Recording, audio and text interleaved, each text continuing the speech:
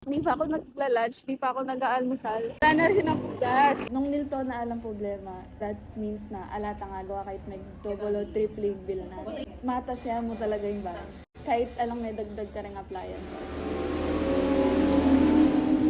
Anong update? I-check nila ulit. So, maghihintay tayo within the day kung anong update. Kapag daw walang sira, ganun daw talaga. Tumaas lang talaga daw. Woo!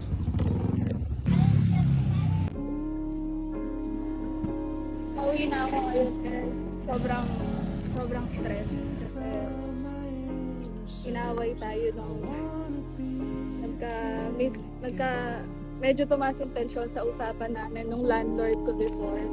Nagka-issue talaga ako dun sa bahay niya. Tumutulo yung bubong niya and may tubig na lumalabas sa may tiles kapag umuulan. Nagagalit din ako, syempre. Pero hindi ko talaga siya totally inaaway. Pero sinasabi ko yung sa loobin ko.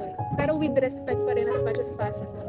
Pero this morning, ngayon lang, nakausap ko siya sa chat and sinabi niya, may word siya na nasabi sa akin na talagang nagulat ako kasi sobrang direct to the point na pero issue yung ginawa mo.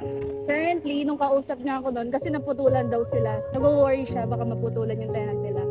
Sabi ko na lang, bakit ako? Hindi ba ako nagperwisyo dun sa bahay mo? Pero, siyempre, kailangan na natin tapusin ito para hindi na tayo ma-stress. Naiyak talaga ako nung sinabi niya yun. Kaya kahit nakutang na lang ako, binayaran ko talaga siya. Kasi, grabe. Tawagin akong perwiso, ginagawa ko naman yung best ko para solusyonan siya. Hindi pa ako nagla-lunch, hindi pa ako nag-aalmusal.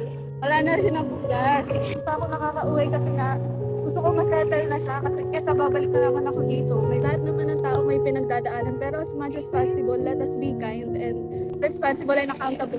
Ano man yung meron tayo, yun lang. Let us be kind. Hindi madali, hindi biro ang 10,000 para sa 1 month and almost 1 week na in-stay.